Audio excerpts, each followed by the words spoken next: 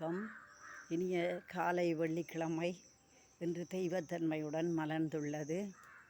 அனைவரும் நலமாக இறைவனுடைய அருளால் எல்லோரும் சுகமாக வாழ வேண்டும் என்று இறைவனை வேண்டிக் கொண்டு இன்று எனது பதிவாக இந்த புலமைப் பரிசில் பரீட்சையும் மாணவர்களும் என்பது தொடர்பாக எனது மனதில் உள்ள கருத்துக்களை மட்டும் பதிவு செய்யலாம் என்று நினைக்கின்றேன். இந்த புலமைப் பரிசில் பரீட்சை இப்பொழுது எமது நாட்டை பொறுத்தவரையில் ஏறத்தாழ 3 லட்சம் மாணவர்கள் தோற்றியுள்ளார்கள். ஆனால் அதில் சித்தி அடைந்தது 51,000 பேரோ என்னவோ, அது 17% கிட்டத்தட்ட என்று சொல்லப்படுகிறது. வெட்டுப்புள்ளி 132 தான் எங்களுடைய மாவட்டத்துக்கு. தலைநகரம் கொழும்பை பொறுத்தவரையில் 134, அதுதான் இலங்கையில் கூடிய வெட்டுப்புள்ளியாக இருக்கிறது.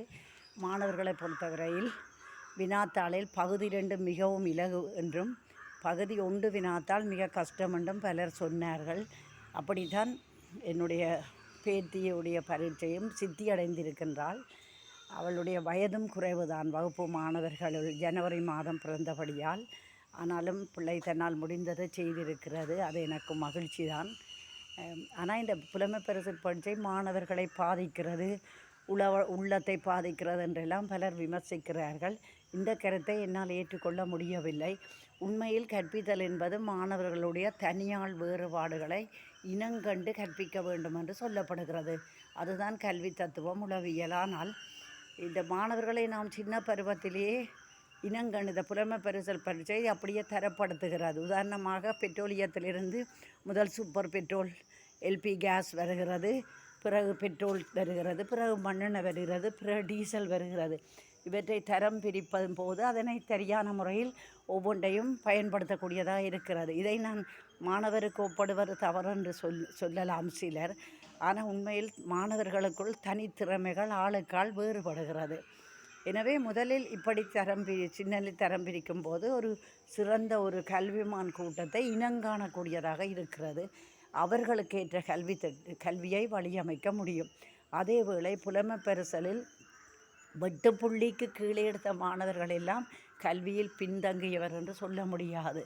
உண்மையிலே ஒரு வினாத்தாளில் 35 புள்ளி எடுத்தாலே அவர் சித்தி அடைந்தவர் தான். எனவே மொத்தத்தில் 70 புள்ளிக்கு மேல் எடுத்த அத்தனை மாணவர்களுமே திறமையானவர்கள் தான் என இதை ஏற்றுக்கொள்ள வேண்டும். அடுத்தது புலமைப் பரிசில் பரீட்சையில் தோல்வியடைந்த பலர், சித்தி அடையாத பலர் பிற்பாடு காப்போதா சாதாரண பரீட்சை, உயர்தர பரீட்சையிலே மிகவும் சிறந்த பெறுபவர்களை எடுத்து இன்று உயர் பதவிகளில் இருப்பதை கூட நான் பார்க்கக்கூடியதாக இருக்கிறது. உண்மையில் நான் படிக்கின்ற காலத்தில் கூட நான் புலமைப் பரிசில் பரீட்சை இல்லை, எங்களோட காலத்திலே அந்த பரீட்சை இன்னமும் நடத்தப்படவில்லை. அப்போ அதுக்கு நாங்கள் தோற்றவில்லை. ஆனால் நாங்கள் அதுக்கு பிறகு படித்தே ஏதோ ஒரு சாதாரண ஒரு அரசாங்க தொழிலுக்காக ஒரு ஆசிரியராகத்தானே உருவாகி இருக்கிறேன். என்னோடு படித்தவர்கள் பலர் இன்னும் உயர் பதவிகளிலும் இருக்கின்றார்கள். அதேபோல் இன்னும் சிலர் படிக்க வேண்டிய காலத்தை துஷ்பிரயோகம் செய்து பெற்றோர்களோ மாணவர்களோ கல்வியில் போதிய நாட்டம் இல்லாமல் தவறுகளை விட்டால் அந்த மாணவருடைய கல்வி பின்தங்கி போகும். அதை விட எல்லா மாணவர்களும் ஒரே மாதிரியான மீத்திறனுடையவர்கள் அல்ல. இந்த மூளை வளர்ச்சி, சிந்தனை, அந்த தன்மை, ஞாபக சக்தி எல்லாம் ஆளுக்கால் வேறுபடுகிறது. இதிலே இப்போ தரம் பிரிப்பதால் மாணவர்களை இனங்கண்டு கொள்ளலாம். அடுத்தது, அப்படி பரீட்சையில் வெட்டுப்புள்ளியை அடையாத மாணவர்களுக்குள் பல திறமைகள் ஒளிந்திருக்கும்.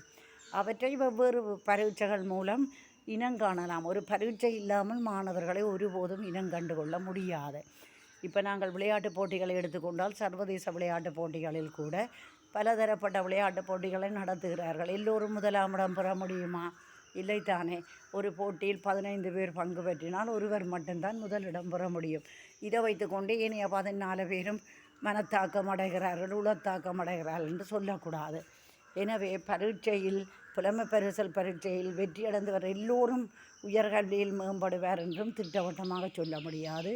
பரீட்சையில் தோற்று போன அனைவரும் பிறகு தமது முயற்சியை கைவிட்டு சோர்ந்து விடுவார்கள் என்று சொல்வதும் தவறு. ஏன் தோல்விகளையே படிக்கற்களாக்கி வெற்றி கொள்ளும்படிதானே சொல்லுகிறார்கள். தோல்வியெல்லாம் வெற்றியின் படிக்கற்கள். அவற்றில் தோல்விகளின் மூலம்தான் வெற்றியை அடைய முடியும். எனவே மாணவர்கள் இந்த பரீட்சையை தோற்றால் இனியாவது தமது கல்வியை அக்கறையோடு படித்து நிச்சயமாக உயர முடியும் என்பதே என்னுடைய கருத்து. இது ஏற்றுக்கொள்ளக்கூடிய கருத்து என்று நான் நினைக்கின்றேன். இதனை சிந்தித்து பார்த்தால் தெளிவாகும் என்று நினைக்கின்றேன். நன்றி.